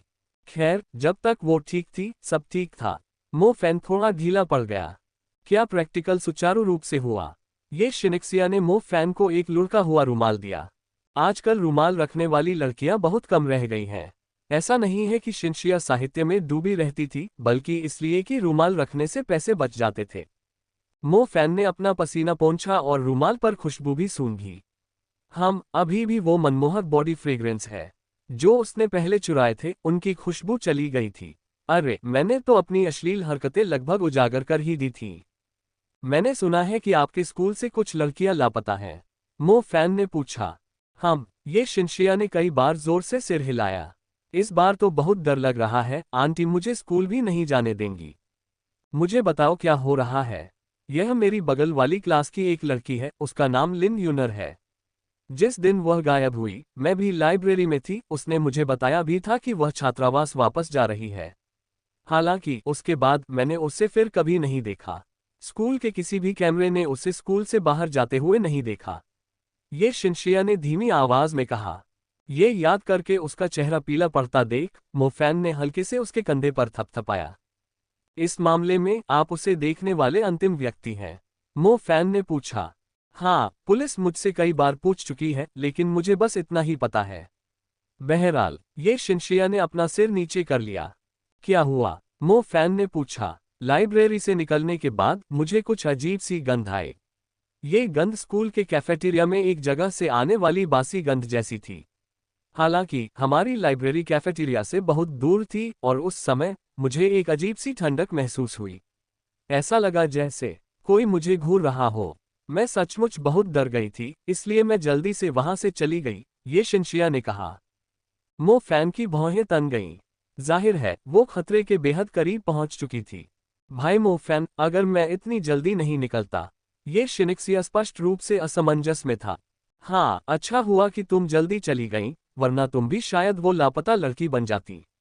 मो फैन अंदर ही अंदर खुश था। ये शिनशिया ने अपना सिर हिलाया और खुद को दोषी ठहराने के लिए एक ऐसी आवाज निकाली जिसे सिर्फ वही सुन पा रही थी। मुझे लगता है उस डरावनी चीज का असली निशाना मैं ही थी। चूंकि मैं जल्दी से वहां से निकल गई थी, इसलिए उसका ध्यान मेरे बगल वाली ली यूनर पर गया। मुझे लिन यूनर को ढूंढना चाहिए था और उसे अपने साथ स्कूल से बाहर ले जाना चाहिए था। जब मो फैन ने ये शिनिक्सिया को खुद को दोषी मानते हुए सुना तो वह क्षण भर के लिए अवाक रह गया। ये बदमाश अपने दिमाग में क्या सोच रही है? अगर वह जल्दी नहीं जाती तो मुमकिन है कि दो लोग लापता होते। अगर स्कूल में वाकई कुछ ऐसा था जो वहां नहीं होना चाहिए था, तो दोनों लड़कियों में से किसी में भी खुद को बचाने की हिम्मत नहीं थी। इसका दोष तुम पर कैसे लगाया जा सकता है? अगर तुम लिन यूनर को बता भी दो तो भी वह यही सोचेगी कि तुम बहुत ज्यादा डरपोक हो। बचपन से ही तुम्हारी पांचों इंद्रियां बाकियों से ज्यादा तेज रही हैं, फिर भी तुम आजादी से चल फिर नहीं पाती। अपनी सुरक्षा कर पाना ही अपने आप में एक बड़ी बात है, मो फैन ने उसे दिलासा देने के लिए धीमी आवाज में कहा। भाई मो फैन, क्या आपको लगता है कि लिन यूनर पहले ही ज्यादा संभावना है? ओह नहीं, बिल्कुल नहीं। मैं अब सिटी हंटर टीम के लिए काम कर रहा हूँ, हम इस समस्या का समाधान करेंगे। मैं अपनी प्यारी शिनिक्सिया को इतने खतरनाक स्कूल में कैसे रहने दे सकता हूँ? मो फैन ने छाती पीटते हुए कहा। यह मो फैन के दिल से आया था। मिंगवन गर्ल्स मिडिल स्कूल में ऐसी घटना घट रही थी, भले ही वह सिटी हंटर टीम का हिस्सा न भी होता, फिर भी वह दौड़कर वहां पहुंच जाता। ये शिनशिया ने पहले ही अपनी बचपन की जिंदगी में एक बहुत ही जरूरी चीज खो दी थी। चाहे कुछ भी हो जाए, मो फैन अपनी व्हीलचेयर पर बैठी बहन को और ज्यादा तकलीफ नहीं होने देगा। वह पवित्र, सुंदर और दयालु थी। जब वह छोटा था तो अक्सर मोहल्ले के दूसरे बच्चों से झगड़ा होने के बाद वह अपने पिता की डांट से डरकर ये शिनशिया के घर में छिप जाता था। ये शिनशिया उसके कटने और चोट के निशानों को ध्यान से साफ करती और उन पर पट्टी बांधती। वह उसके लिए उनसे झूठ भी बोलती थी। तब से मो फैन ने खुद से वादा किया कि वह निश्चित रूप से उसकी अच्छी देखभाल करेगा और उसे किसी भी तरह की तकलीफ नहीं होने देगा। अगले कुछ दिन घर पर ही रहो। जब तक मैं अपराधी से निपट न लूं तब तक रुको। मो फैन ने ये शिनशिया के सिर पर थपथपाया। ये शिनशिया ने प्यार से अपना सिर हिलाया। ये जानने के बाद कि मो फैन एक बिजली जादूगर है, ये शिनशिया ज्यादा सुरक्षित महसूस करने लगी। इसके अलावा उसे ये भी महसूस हो रहा था कि उसका भाई फैन अब और भी ज्यादा मजबूत होता जा रहा है। वह एक आम युवक से जादूगर बन गया और फिर सिटी हंटर टीम का सदस्य बन गया। जब भी वह उसे देखती, वह लगभग बदल जाता। उसने अंदाजा लगाया कि जब तक वह उसे नहीं देखती, उसने खुद को बेहतर बनाने की पूरी कोशिश की होगी। भाई मो फैन, क्या आप प्रैक्टिकल के दौरान धूप में निकले थे? बिल्कुल नहीं। आप ऐसा क्यों पूछ रहे हैं? तुम इतने काले हो कि मैं तुम्हें पहचान ही नहीं पाया। अपनी चाची के घर से निकलने के बाद मो फैन मिंगवन गर्ल्स मिडिल स्कूल की ओर चल पड़ा। शीट। एक शहर और एक स्कूल में वाकई बहुत ही डरावनी घटना घट रही थी। इस देश के फूलों को ऐसे माहौल में उगाना। शिक्षक तो शायद इसे बर्दाश्त कर लें, लेकिन ये अंकल नहीं। मिंगवन गर्ल्स मिडिल स्कूल की खूबसूरत लड़कियों, घबराओ मत, डरो मत। एक काले घोड़े पर तुम्हारा राजकुमार तुम्हें इस अराजकता से बचाने आया है। टकराना। जैसे ही उसने स्कूल का खूबसूरत गेट खोला, मो फैन छोटी सफेद स्कर्ट पहने हजारों लड़कियों की प्रशंसा और ध्यान का आनंद लेने के लिए तैयार था। किसने सोचा होगा कि जैसे ही उसने अंदर देखा, पूरा कैंपस पूरी तरह खाली था। फूलों की क्यारियों पर बैठी कुछ बेघर बिल्लियां अपने सिर बाहर निकाले और गेट के पास घुसपैठिए को तिरस्कार भरी निगाहों से देखने लगी। ऐसा लग रहा था मानो कह रही हो, ये बेवकूफ कहाँ से आ गई, तुमने तो इस पापा को बहुत डरा दिया। ओह ओह, मैं भूल गया कि इस समय गर्मी की छुट्टियां हैं, लड़कियां यहाँ नहीं हैं। तुम मुझसे पहले यहाँ पहुंच गए। थोड़ी देर बाद उसके पीछे से एक लड़की की आवाज आई। मो फैन ने पलटकर देखा तो पता चला कि वह अत्यंत घमंडी गुओ कैटांग था। इस लड़की की मोटी छाती और पतली टांगों के अलावा उसका पूरा शरीर एक दुष्ट महिला का स्वभाव प्रकट करता था। क्या तुम्हें कुछ मिला? गुओ कैटांग ने मो फैन से पूछा। मैंने उस व्यक्ति से पूछताछ की है जिसने आखिरी बार लापता लड़की को देखा था। उसने कहा कि उसे कैफेटेरिया से सड़ी हुई गंध आ रही थी। मैंने मूलतः ये तय कर लिया है कि कैफेटेरिया में या तो कोई पैंटी चुराने वाला विकृत व्यक्ति है या कोई जादुई राक्षस। मो फैन ने अपने चश्मे को पीछे धकेला जिससे ज्ञान झलक रहा था। डिटेक्टिव कॉनन ने इसे कैसे कहा होगा? ओह, सच तो एक ही है। क्या ऐसा है? तो आज रात आप कैफेटेरिया पर नजर रखेंगे। हम बाकी लोग शिक्षण ब्लॉक, मिंगवन माउंटेन पार्क, छात्रावास और स्कूल के मैदान में जाएंगे। गुओ कैटांग ने कुछ घमंडी अंदाज में जवाब दिया। मैं छात्रावासों पर नजर क्यों नहीं रख रहा हूँ? मैंने सुना है कि कुछ छात्र वहीं रुक गए हैं। आप मुझे उनकी सुरक्षा का ध्यान रखने क्यों नहीं देते? मो फैन ने कहा। केवल फेइशे का वहां होना ही काफी है। मो फैन को सिरदर्द हो गया। फेइशे एक अजीब चाचा लग रहा था जो लड़कियों के अंडरवियर चुरा लेता था। अगर वह छात्रावासों पर नजर रखता तो लड़कियां और भी ज्यादा खतरे में पड़ जाती। उस शाम मो फैन को कैफेटेरिया पर नजर रखने का काम सौंपा गया था। मिंगवन गर्ल्स मिडिल स्कूल का कैफेटेरिया बेहद बड़ा था, मानो कोई विशाल मीटिंग हॉल हो। चूंकि इस जगह को एक कुलीन स्कूल माना जा सकता था, इसलिए इतना आलीशान और विशाल कैफेटेरिया होना वाजिब था। तियानलेन मैजिक हाई के कैफेटेरिया के उलट, अगर आप वहां कुछ छिपाना चाहें तो कैफेटेरिया में मौजूद आंटियां आपको बाहर निकाल देंगी। अंधेरे कैफेटेरिया में बस कुछ ही जगहें थीं जो दूर से रोशनी से जगमगा रही थीं, कुर्सियां और मेजें करीने से सजी हुई थीं। मो फैन एक कोने में बैठी गर्मियों में छोटी स्कर्ट पहने युवतियों के नज़ारे के बारे में सोच रही थी। मीठी खुशबुएं बह रही थीं और बसंत की चमक अंतहीन थी। धमाका, बूम बूम बूम बूम, शोर कहीं से भी आ रहा था। एक अकेला चम्मच जो मेज पर भूल गया था, धीरे धीरे मेज के किनारे की ओर बढ़ता हुआ हिल रहा था और कांप रहा था। जैसे ही चम्मच मेज से गिरा, मो फैन के सिर पर लगा। मो फैन ने झट से छोटा चम्मच पकड़ लिया, जिससे उसकी पहचान लगभग उजागर हो गई। क्या बकवास है, कौन इतना बोर होगा कि आधी रात को आइसक्रीम खाने के बाद अपना चम्मच वहीं छोड़ देगा। इससे तो मेरी लोकेशन ही उजागर हो गई। ये कैफेटेरिया वाकई अजीब है। आखिर इस कांपने का क्या कारण है? ऐसा लग रहा है जैसे मेरे नीचे कोई कंस्ट्रक्शन टीम काम कर रही हो। क्या हो सकता है कि वे जेल का तहखाना बना रहे हों? हाल ही में इस तरह की चीजें पूरे देश में काफी लोकप्रिय हो गई हैं। मो फैन ने चुपके से अपना सिर बाहर निकाला और चारों ओर देखा।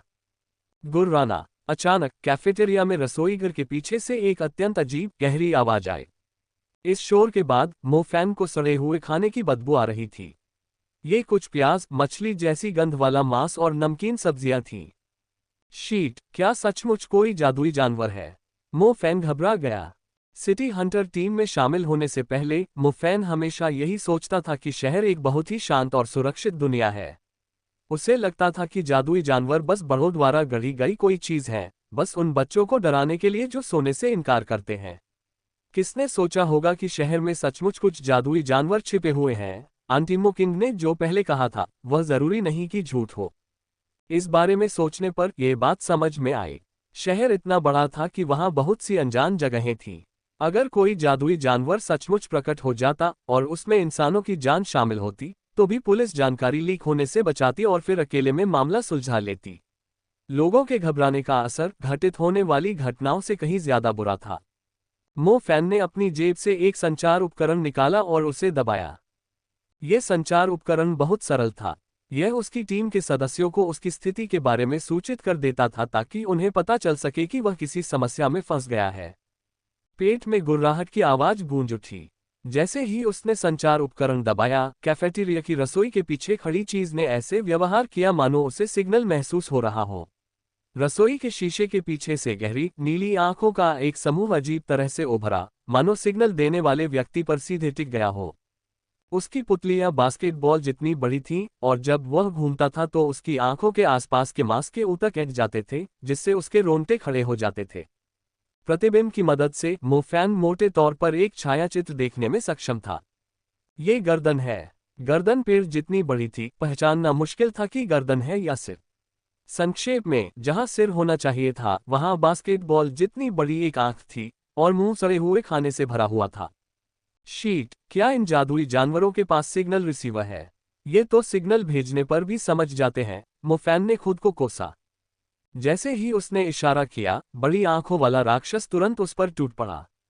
हॉलीवुड के एलियंस में भी ऐसी अद्भुत क्षमता नहीं होती। गुगू, अचानक बड़ी आंखों वाले गर्दन वाले राक्षस की पुतली ऐसी दिखी मानो वह संघनित हो गई हो। वह बता सकता था कि उसकी बास्केटबॉल के आकार की पुतली संकुचित हो रही थी। जैसे ही ऊर्जा अपने अधिकतम उत्पादन पर पहुंची, राक्षस की पुतली से तुरंत एक लाल किरण निकली। लाल किरण कांच की खिड़की को भेदती हुई, जो छात्रों और कैंटीन आंटियों को अलग करती थी, और फिर डाइनिंग टेबल की पंक्ति को भेदती हुई सीधे मो फैन के स्थान की ओर बढ़ी। मो फैन लगभग अपनी पैंट में पेशाब करने लगे। ये चीज मुझ पर हमला करने से पहले मुझे सलाम भी नहीं करती। इसका ठंडा चेहरा किसी कैफेटेरिया वाली की विनाशकारी निगाहों जैसा है, जब आप उम्मीद करते हैं कि वो आपको थोड़ा और मांस देगी। खुशकिस्मती से मो फैन का किसी जादुई जानवर से सामना पहली बार नहीं था। अपनी सजगता पर भरोसा करते हुए वह कैफेटेरिया के बाहर की ओर लुढ़कता हुआ चला गया। अगले ही पल मो फैन की छुपने की जगह एक झुलसे हुए काले गड्ढे में बदल गई। अगर वो लुढ़का नहीं होता तो वो गड्ढा उसकी छाती बन जाता। जैसे जैसे उनका स्टारडस्ट मजबूत होता गया, जादूगर की काया भी बदल गई। हालांकि ये बदलाव बहुत ज्यादा स्पष्ट नहीं थे, लेकिन जादूगर के लिए ये काफी अच्छे थे कि वे बहुत स्पष्ट हमलों से बच सकें। मो फैन भी अतुलनीय रूप से चतुर था। उसने शुरू से ही निकास द्वार के पास एक जगह चुनी थी, और इस तरह वह बस लुढ़कते हुए कैफेटेरिया से सफलतापूर्वक बाहर निकलने में कामयाब रहा। हालांकि सब कुछ उतना आसान नहीं था जितना मो फैन ने सोचा था। बड़ी आंखों वाला वह राक्षस कैफेटेरिया के पिछले हिस्से से बाहर निकलते हुए एक चीखी हुई आवाज निकाल रहा था। उसकी विशाल आंखें एक बार फिर लाल रोशनी बिखेर रही थीं। मो फैन ने पीछे मुड़कर देखा और उसे बहुत आश्चर्य हुआ। इस चीज की हमले की आवृत्ति बहुत अधिक है, मैं अब इसे चकमा नहीं दे सकता। मो फैन ने अपनी आत्मा के भीतर जादुई उपकरण छाप को सक्रिय करने के लिए अपने इरादे का उपयोग करना शुरू कर दिया ताकि वह खुद को ढाल बनाने के लिए बोनसाइट शील्ड को बुला सके। जल क्षेत्र, विलीन हो जाओ।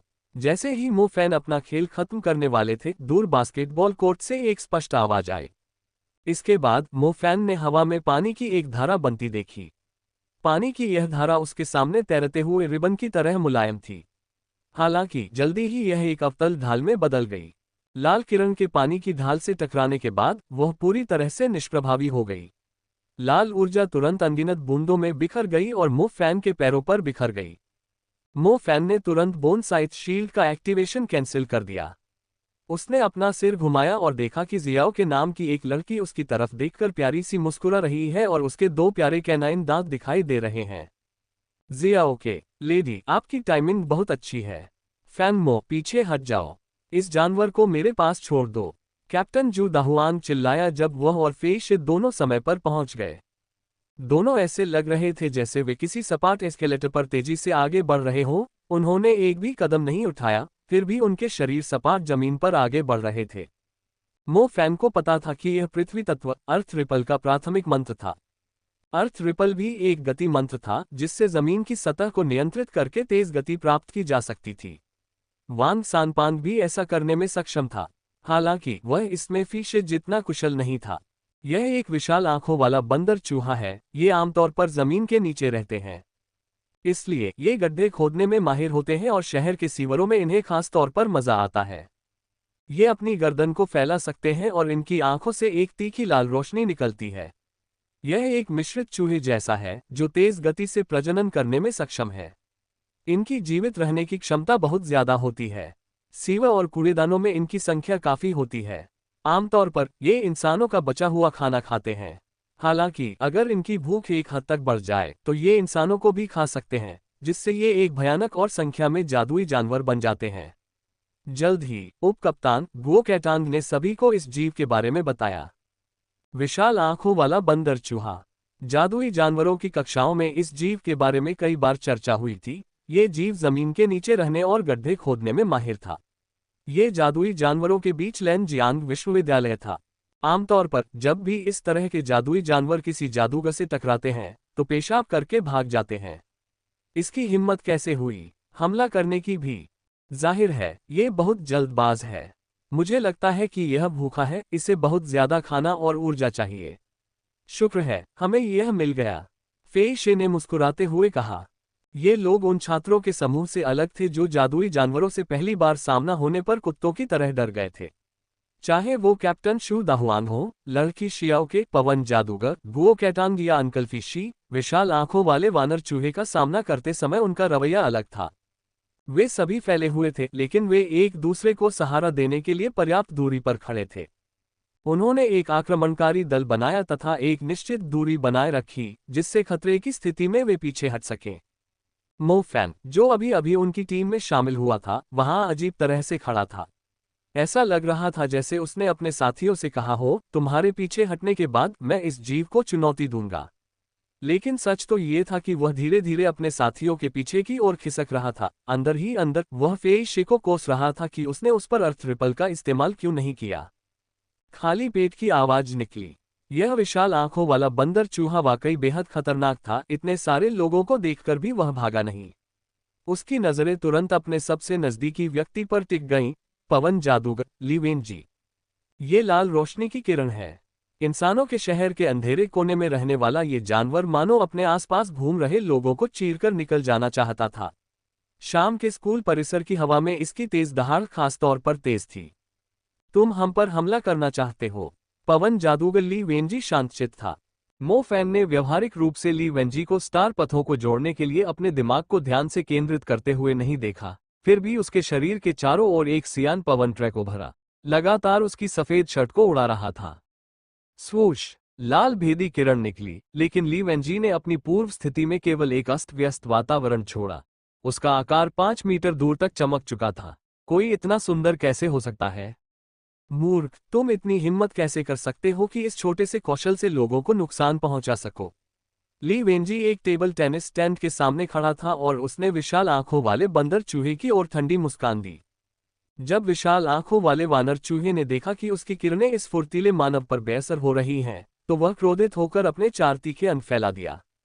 इतनी अजीब गर्दन और सिर के साथ विशाल आंखों वाले बंदर चूहे की गति असल में उस स्पिरिट वुल्फ से कई गुना ज्यादा तेज थी जिससे मोफैन पहले मिल चुका था। अगर वह इस गति का इस्तेमाल छात्रों के खिलाफ करने के लिए करता तो भले ही वे शांत रहकर अपना स्टार पाथ पूरा कर लेते, फिर भी उनके लिए अपने मंत्रों का जाप करने में बहुत देर हो जाती। छात्रों को अपने मंत्रों का जाप करने में लगभग 4 सेकंड का समय लगता था, जबकि विशाल आंखों वाला बंदर चूहा 40 मीटर दूर से ली वेंजी तक सिर्फ 2 सेकंड में पहुंच जाता था। उसके पंजे सीधे ली वेंजी के चेहरे को खरोंच रहे थे। मो फैन को डर लग रहा था, उसे डर था कि ली वेंजी अपनी जान गंवा देगी। अपने आसपास के माहौल को देखते हुए ऐसा प्रतीत नहीं हो रहा था कि न तो जल जादूगर शियाओ के और न ही पृथ्वी जादूगर फेइश ली वेंजी को बचाने का कोई इरादा रखते थे। हवा की पटरी, तेज कदम। ली वेंजी जरा भी घबराया नहीं।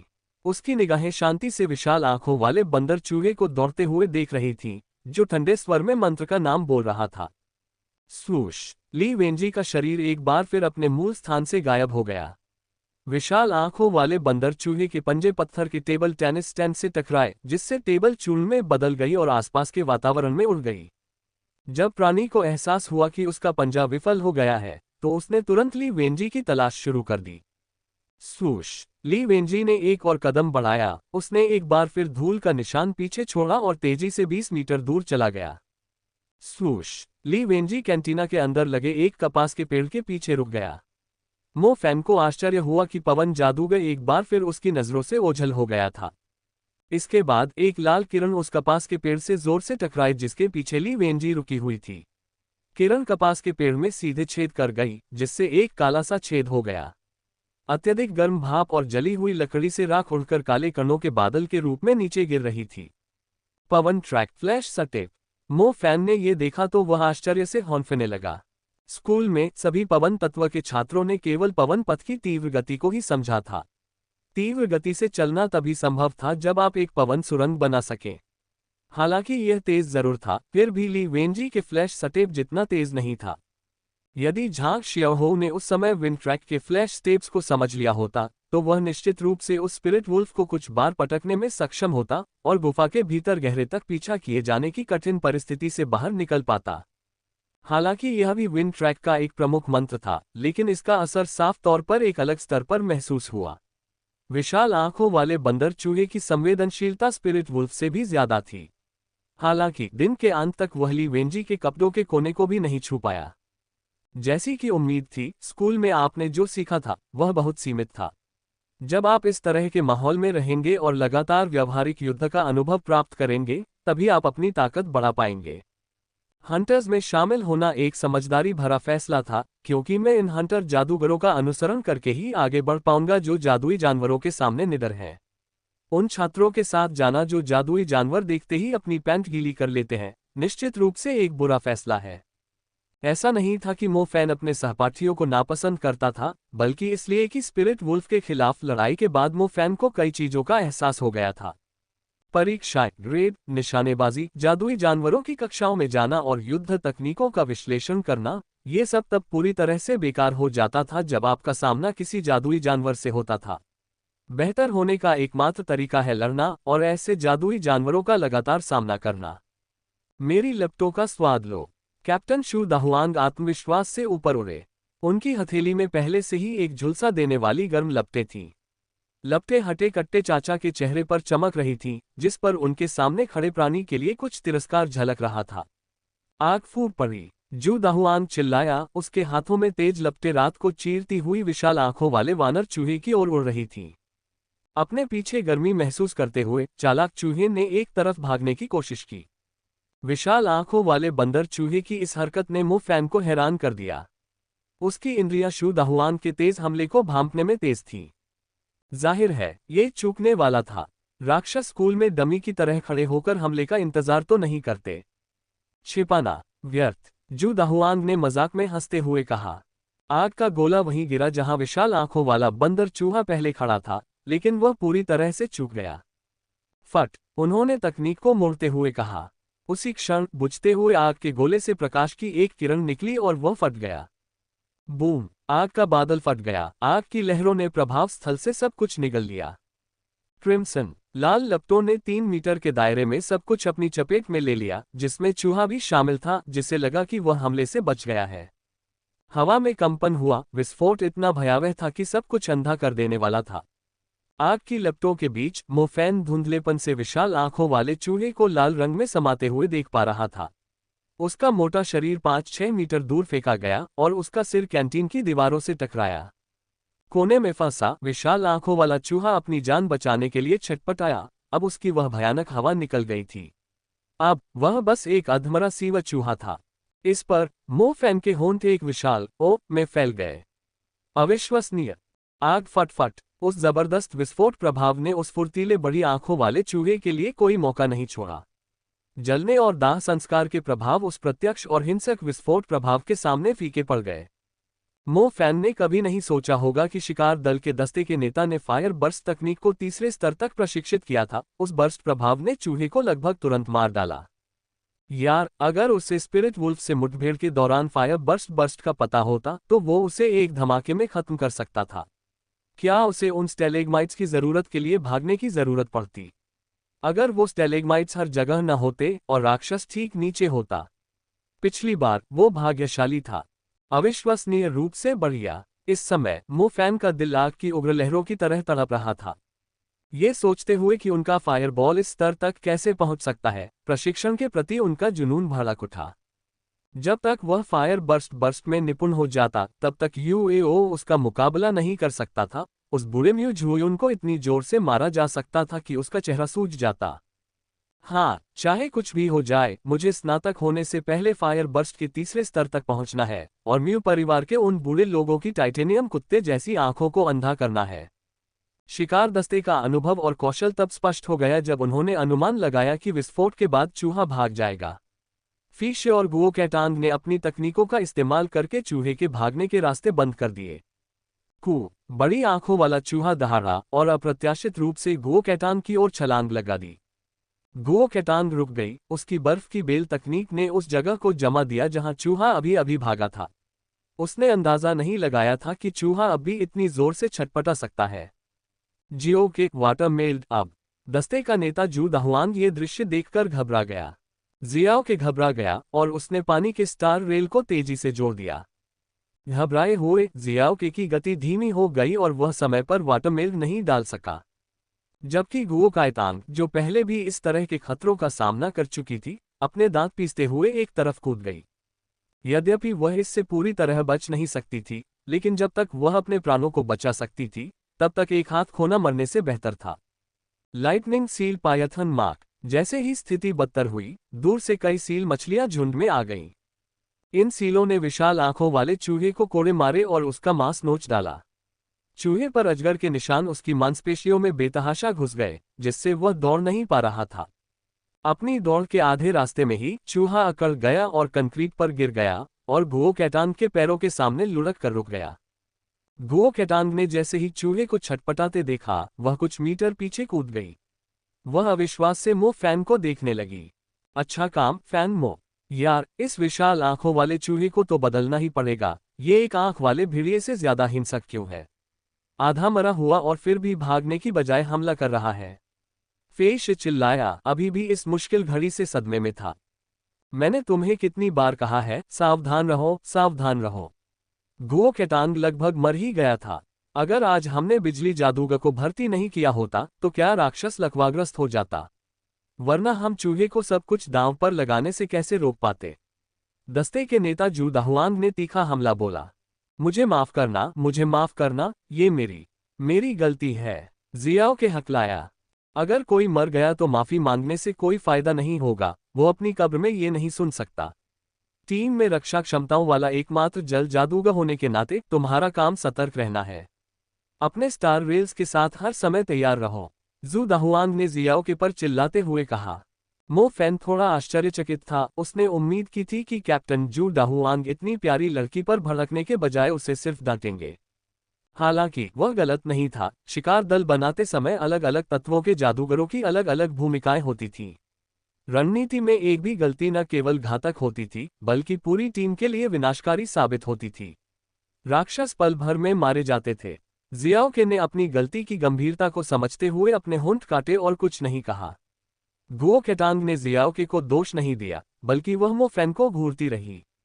वह मरने वाली थी, लेकिन इस नौसिखिए ने उसकी जान बचा ली थी।